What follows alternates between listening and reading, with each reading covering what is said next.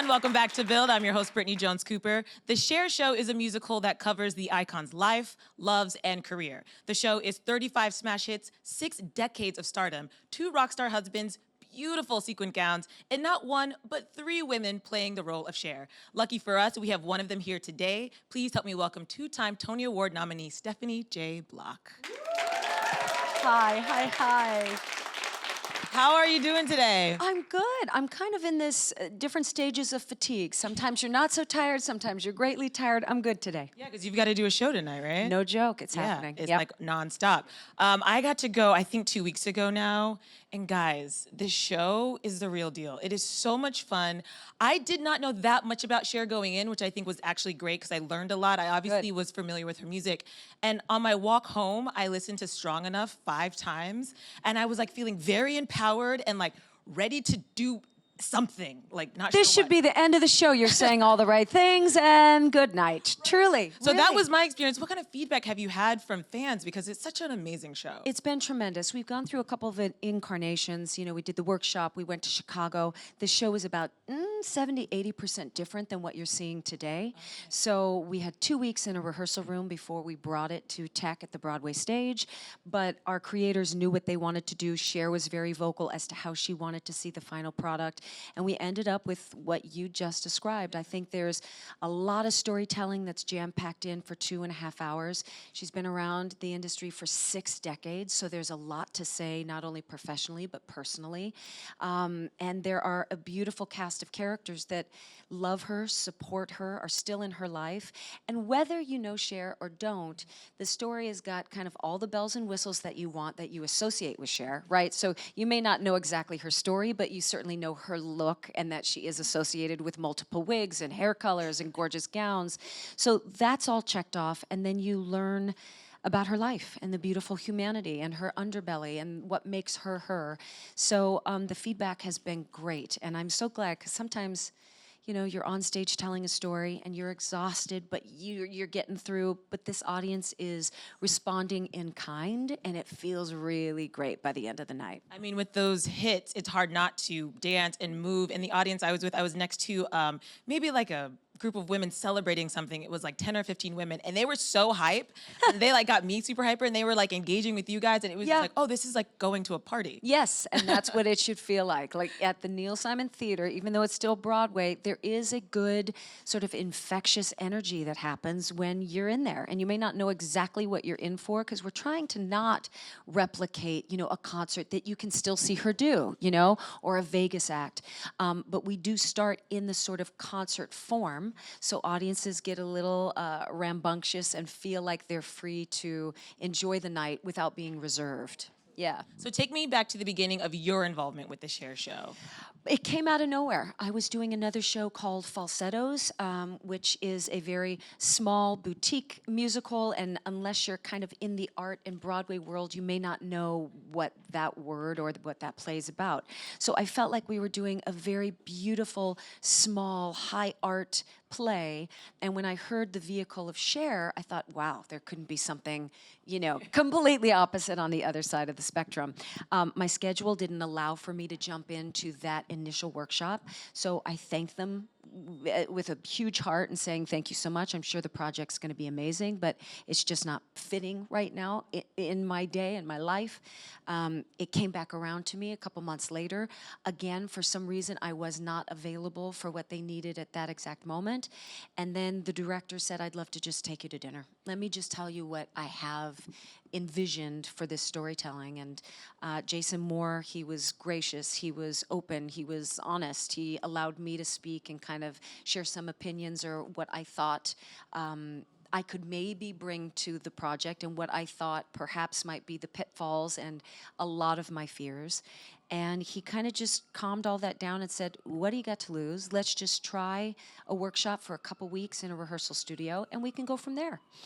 And that's really how we stepped into it. I felt lucky to have been approached and then reapproached that many times, because that's kind of rare in this business, you know.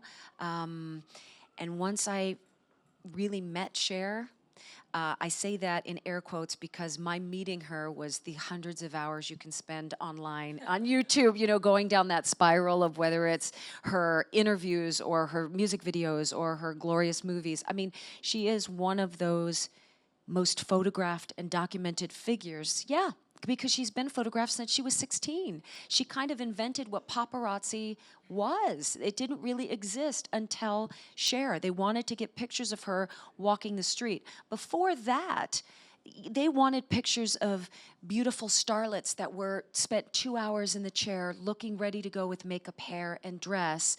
And Cher kind of changed all that. They wanted to see what she was wearing on a day-to-day basis. What was she doing when she was not necessarily prepared for cameras? So once I fell in love with who that woman was and the interpretation that I got from her, the authenticity, the open spirit, the telling the truth, and how she sees things, I kind of felt compelled to play her. It seemed like a gorgeous challenge. Still scared, still crazy scared, just because people love her for her, and I didn't know what the expectation was going to be for me trying to fill those shoes.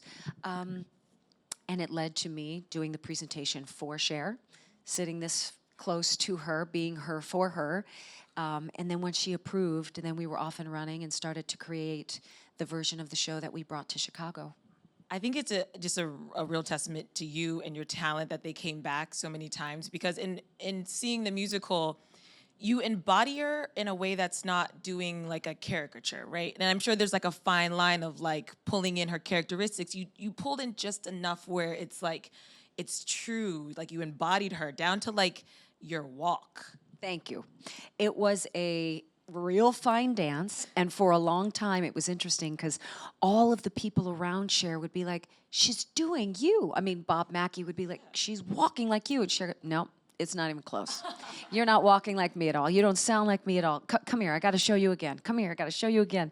And all the people around her would be like, Cher, it's spot on. Nope, she's not even close. And then we would have private time again. And so it's interesting to see how other people see her, and then to see what she sees herself or how she feels the way she walks, as opposed to how we all view it. I remember I was sitting with her once and she said, so a lot of the things that you're doing are very right. I just want to impart this to you. You got that I'm shy, but I'm also really girly and I'm really feminine. As she's sitting in these, hip leather pants and stud encrusted skulls on her jacket. But she wanted to get the point across that she's soft and she's feminine, and that's how she's always seen herself. And then you look back and you think, wow, yeah, the emails that she writes with the emojis or the flowers that she might send are that you'd see at a bridal bouquet or a baby shower. Like everything that she puts out there for herself that represents her is very soft and very feminine. So that was a huge note from her that I then had to start kind of infusing into my storytelling. Yeah, and I know obviously it seems like she was very involved in the process, and you got to pick her brain. I also saw that during kind of one of the first previews, she came on stage and you guys sang together. That was opening night. Was that opening night? Okay. Opening and night. I found this photo on Getty, and Oh, I was look at like, that. You're like Cher singing into Cher's face. It just seems like so intense and amazing. What was that? We moment laugh. It looks like Mama Bird is feeding baby bird. It was intense. I knew they had asked me to give just a very brief speech at the end of the curtain call on opening night, introduce some of our creatives and our designers. And then they said, please, if you could welcome Cher to the stage. They said, we're going to give her a mic. If you can get her to sing, that'd be great. And my belly just went parkour, because I thought, how do you get Cher to do anything? She's going to do what she wants to do when she wants to do it. So she came on stage, Turn Back Time, the theme started to play underneath in the pit. And she gave me this big hug. She said I smelt good that night, which was great. And then I said, are you ready to do this? And she said, what are we doing? I said, oh, we're singing. And before the mic like reached her mouth, she was already singing Turn Back Time and doing it. And I was very grateful because I just didn't know which way this was going to play out. She could have easily stopped the music, thanked everybody for coming, and said good night. Exactly. Peace. Bye. Thank you all. Yeah, exactly. But she did. She sang, and she sang the whole damn song with us. And it was really joy-filled. And you could tell there was a great pride and relief to her. You know, the word she kept saying was, it doesn't feel safe. And I think it was less about protecting herself and more about protecting the people she loves, whether it be her mother, her sister, her kids, Sonny's legacy. And she has a real, she's really loyal to the people in her life. I have to say, if you guys haven't seen the video of this moment, it's on the internet, and your reaction is really, there's a point where you turn and you're just like, Uh-huh. I didn't know. I have watched this a couple times from all angles, and because it was kind of the only way that I'm going to be able to remember it, it was very out of body, and my heart was moving, and yeah, there's a lot of stages that were happening. At first, it just was really cool and singing with her, and then I lost my SHIT and started screaming at the audience, and then I had to compose myself again and be like, no, you're singing with Cher, focus, and then I went out of body. So it was like 10 stages of crazy in that 1 minute. And I have to say, you mentioned her vulnerability and her sensitivity, and one unique way that this musical is able to show that is by using the 3 different Chers that take place in the 3 different stages of her life. And so your co-stars are Teal Wicks and Michaela Diamond, and the 3 of you are so dynamic. And I found myself unexpectedly very emotional in the scenes where you 3 are playing together and singing together. Because there is this feeling like when you reach a certain age of like being able to talk to your younger self or see the future, and it just is a very like emotional reaction. Yeah, we're trying to coin the phrase actually at that dinner with Jason Moore, and he had pitched the idea of the 3 Chers and the ages, and I said, well, that's interesting because I'm in therapy. That's nobody's secret. But my therapist will say to me, no, put 12-year-old Stephanie in that chair. And 21-year-old, that we're not dealing with her right now and what she's been living through. She's sitting over there. And I feel that's what we get to do. We call it Cherapy. We're trying to coin the phrase Cherapy. And to look at your younger self and say, you know, you did that. Don't you wish you would have?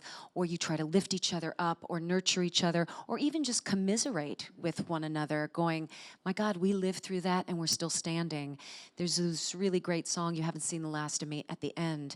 And we can all individually sing to kind of our journey as Cher, but each one went through such major pitfalls and pains and and obstacles that it's really something to look at your younger selves. And I have a little girl now, but before I had her, I did have a picture of myself at about age 4 or 5 in every dressing room, even my bathroom. And whenever I'm really critical, I look at that little face and say, would you say this to her? And now I have my daughter's face, and I can always say, would you say this to her? What you're saying to yourself now, how would it affect that little spirit? Because, I mean, deep down, you're getting your therapy session right now. I'm feeling a lot of feelings. But this is what I got pitched on and why I'm so in love with this musical, because you may be coming for the larger than life and all the spectacle and the camp that, you know, you may attribute to Cher, but then when you say, I got overwhelmingly emotional and I wasn't expecting it, that's the zinger. That's the true compliment for me. Yeah, because the chemistry with you 3 is so amazing, and then your voices. And so what was that like bonding with the 2 other women? Do you guys have any pre-show rituals to sort of get into the right headspace? Yeah, I mean, well, you know, we've spent the last year together, so there is an understanding as a sisterhood that we just have now, but we do get together a couple minutes before places. We meet downstairs. I start the show coming up through a trap, so we meet right next to that trap, and they're called goddess cards. In the show, we become goddess warriors, and we explain what that is, and there's a whole deck of cards on goddess warrior cards, and we pick one, and she will stand from anything to asking for help, to health, to loving yourself, to letting go, and we read the card, and that's kind of our focus for all 3 of us to kind of connect us as we tell the story, just to, you know, that we're all kind of thinking the same thing as one being, well, 3 beings trying to be one. Yeah. And you play Star, which is the Cher currently, and Michaela plays Babe. Yep. And Michaela's 19. That is correct. So do you sometimes feel like, oh, You want to punch her? Oh, no, what? Oh, yeah, that too. Yeah, Yeah. I do, yeah. Insanely talented. Insanely talented. But I'm wondering what that dynamic is, because she is playing like younger you, and then she's also like, I'm sure she really probably looks up to you. It's very maternal, career. and it happened right away. The thing is, As cliche as it sounds, she's a very old soul. There's nothing 19 about Michaela except her number. She's poised, she's grounded, she's open, she's confident without being, cocky. Exactly. But yeah, last year she was playing Louise in her high school production of Gypsy, and now here she is, and she's remarkably ready, but at the same time, like, just looking around for anyone to feed her. And she teaches us daily just because of how open and vulnerable and wide-eyed and ready she is at every moment. And then Teal, who is wonderfully silly, but like salt of the earth. And she was the last piece of the pie. And when she came in, there just was this beautiful understanding backstage, which I thought was really important. You know, when you are sharing the stage with somebody, that's one thing. When you're sharing a character with somebody, this is my first experience to speak to that, but you want the backstage life to be harmonious and healthy. You want to kind of work toward a goal collectively. And we know in this business, you can be really hungry and you can have your own personal agenda, and that can kind of seep into the theater. And we just wanted to make sure that that was always clean, that it didn't matter what was happening outside the stage door, that the three of us were there as one to tell the story. And that's what happened with these three women. And you can feel it, honestly. You can feel that chemistry, and I think that's what makes it so fun to watch. And I most looked forward to the times when you three were together. Great, and we love singing Because together. it's so much fun. Yeah. We also have to talk about the costumes. Yeah, Bob you Mackie do. is iconic, and he's been a huge part of this production. Huge And part of this production. The wardrobe is unlike anything I've ever seen. No, me too. Total, I have 30 costumes, so 29 costume changes. I have 9 wigs and 13 wig changes. It's more than I ever saw myself doing at any point in my career. And they're all glorious. I mean, they truly are works of art. They're not easy to wear. I'll be honest. Why not? Yeah, they're like sculptures. They weigh a lot. They're hard to get in. My dresser, Kate Sorg, it's the only reason why this show actually happens, because it is really skillfully choreographed backstage, and if one thing goes wrong, it's a bit of a domino effect, So it's really something, and he's something. He can look at a person and know exactly, there were no sort of mannequins involved. He would draw on our bodies to know where each sequin went and what to lift and what to hide and what to accentuate. And so, believe it or not, I still have costume fittings. I have one next week for another gown that he just isn't pleased with. There is what's called the Mackie Parade. It's a number, ain't nobody's business, and I don't even know how many costumes are in that one number, but I come out in what he classifies as the Barbie dress. He's been trying to get this right since Cher had her Las Vegas act and came out in the dress, and he was not happy. Then we developed one in Chicago. It's still what he calls the Barbie wings. He's still not happy with the way they sit. So they're rebuilding that dress to make it exactly right. And who knows if that will ever stop, because he's just constantly really striving for perfection. Yeah. Absolutely. And I mean, obviously she's been part of her iconic status is her wardrobe. Yeah. And to kind of see the background of it and see it all on display. Mind you, the dancers' bodies in this musical. No, I can't. Can we talk about that? But can we talk about that? It's always they're off to a Pilates or a yoga class, or they're doing planks in the wings, or I see leg lifts. And again, much like you want to hug and punch Michaela because she's so young and talented, this group of people, they're disciplined to the health of their bodies, and we knew what we were wearing, right? So you kind of know what you're up against. If you're going to be parading around and showing certain parts, you can't just be like, well, I'll be fine. There's really no I'll be fine in this situation. So you got to keep yourself in check. We still have birthday clubs, so we're still eating the birthday cakes and doing the fun things backstage that you would want. But it does take a good effort to make sure that we are keeping our bodies healthy and strong. Is that something you maybe had to get used to, wearing like your entire midsection out? And oh, heck yeah. In fact, it was so odd because I first met Bob at a wig fitting where they were just like checking different colors, different hues of black on my face, right, for the wig. And he's like, so let me just take a look at you. And before I knew it, I'm standing bare-chested at a wig fitting going, this wasn't supposed to happen. How is this kidding. So we laugh all the time because I constantly tell him, look, I've fed people from these. I need a bra. We've got to build something in there. And still to this, nope, there are no bras. And we laugh, but you knew what you were walking into, but until you actually see all the skin that's happening, and it's rampant backstage. I mean, thank God there is a great understanding and respect, because hardly anybody is dressed backstage at any point of the show. Oh my God. I know. I think people underestimate how just like full of an experience it is to perform on Broadway. It's a full Yeah. experience. It's like a full on. You guys got to do a lot of work. And again, it all shows on the stage. So kudos to you. Thanks. Now that you have taken on Cher, are there any other iconic women artists, a role that you would really love to take on next? Do you know what? I am in this warrior mode. There are two beautiful women that I'd love to play. Somehow Joan of Arc keeps coming to the forefront. I just think she's a really awesome figure, and I think there's something to be said in this day and age for her youth and her bravery, and who knows, maybe I'll help write it and Michaela can actually play it, because I'm getting a little long in the tooth.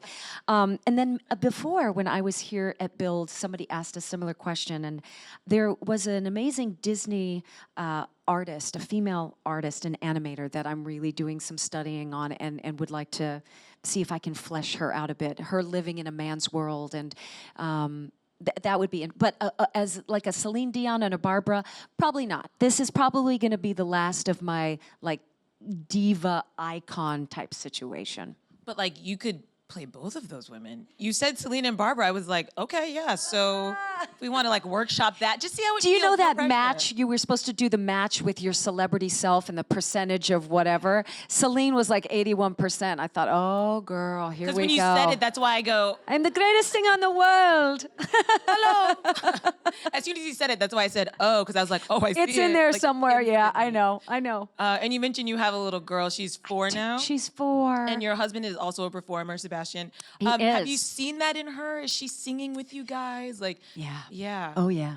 She sings, do you believe in love of the love? She says love around the house. She refers to Cher as Princess Sparkle Pants.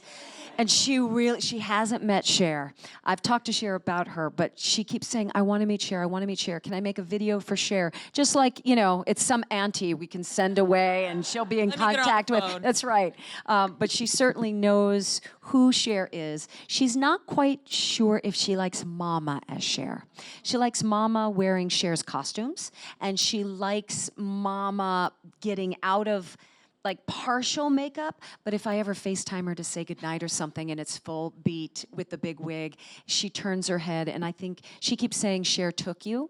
So she doesn't see her mom in the whole getup, and I don't think it works for her. Wow, that just got me emotional too. I know. That's really like beautiful and just like, you know, you gotta Cher go to took work. Mama. I think it's destiny that they meet in 2019. It'll happen. Yeah, it'll happen. Well, before we get out of here, I know the audience has some burning questions Great. for you. So let's start right over here. Hello. Hello.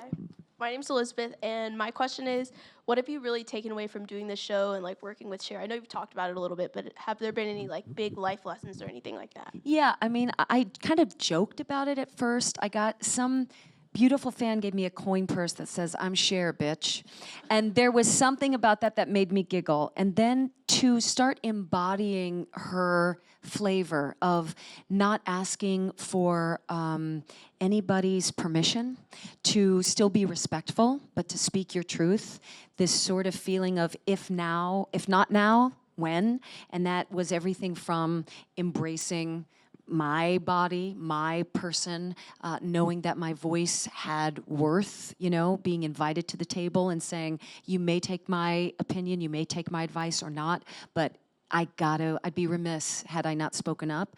I am really taking those opportunities to heart, because that's what she does. There's a real beautiful, she's always this Anne to me. There's a beautiful forwardness to her, all the while being laid back. There's something very formal and, you know, otherworldly about her, all the while being so approachable that you think this woman should be my friend or could be my next door neighbor, just the coolest, hippest next door neighbor you've ever had. And that's what I'm trying to do. I'm just trying to be as truthful and as, I gotta do it now, because if not now, when? There's a great freedom to that. That's amazing. It feels like she's never gonna really leave you. I don't think so. Yeah. She's changed the course of a lot of things for me. And it really, I mean, I keep saying this, I'm on the other side of 45. I'm on the other side of 45. And with that, you just keep going, when am I going to feel like what I have to say is enough? Who I am is enough. What I bring to any experience is enough. And she's allowed me to do that. Yeah, that's amazing. That's a great gift. And she's done it for so many people too. Next question. Hi, I'm Isabel. I was wondering if you have a favorite Cher tweet, because as we all know, she has an incredible Twitter presence. She has an incredible Twitter presence. Half the time, I'm still lovingly trying to figure out exactly where that period goes or what exactly her thought process is. But what speaks to me in Twitter is she can just say later with an emoji of sunglasses and it gets like 30,000 likes. And that is what's so striking to me, is that no matter what she puts out there, it is in such Cher-esque form that people are just hungry to like and say, here I am, and yes, I see you. And but the emojis are really awesome. She does use them in her text messages and emails as well. It's very fun. It's very fun. Next question. My name is Nina, and I was wondering if you have a favorite memory of watching Cher or listening to Cher growing up, because obviously she's had a very long career, and just remembering growing up as a child, listening to her, and what your favorite memory was. Well, I can remember through my parents, they thought she and Sonny were like the hippest, greatest married couple ever. Interestingly enough, then you learn the backstory and you find out that the marriage is falling apart and they're living on opposite sides of the house. But that sort of beauty that they brought to the stage and being comfortable with each other, that is still something that's fresh. And then her Barbie.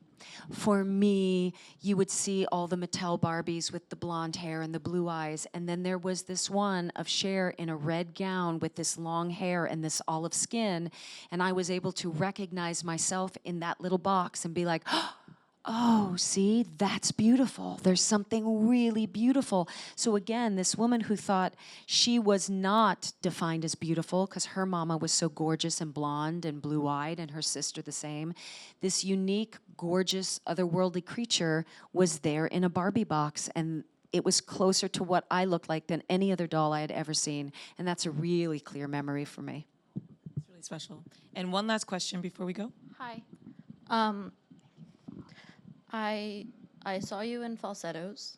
You were amazing. Thank you. I loved seeing you acting with Sebastian on Madam Secretary. Thank you. What has been your favorite TV show or musical to perform in? That is tough, little mama. Sophie's choice. My most favorite to perform in.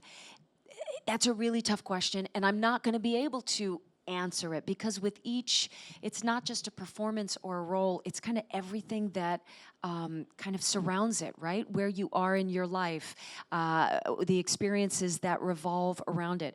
Right now I'm living in Cher, and it's offering me a lot of really special opportunities. My daughter's in the theater running around on stage while we're practicing the finale. She gets to be around the costumes. My husband and his great surprise and shock at me playing this woman, because, you know, usually I don't look like this every day, you guys. So when you're at home in Jersey as a housewife and he gets to see me as a rock star, his sort of expression seeing me do that, all those things start to file in as to what a performance or an experience is, rather than just I was cast as this role and we performed it 8 times a week. So right now at the tip of my tongue, it has to be Cher. I'm sure when I was doing Falsettos, it was Falsettos, and it will always stay with me. It's also interesting, too, because every role you play informs the next role. So it's not like a choosing. It's more like a building of a career that leads you to what comes next. But I do like to surprise people, and I think this role is really surprising a lot of people.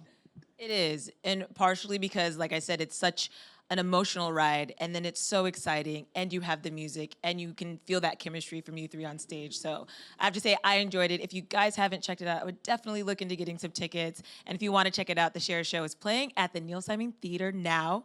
So go see Stephanie J. Block. Thank you all very Thank you. much.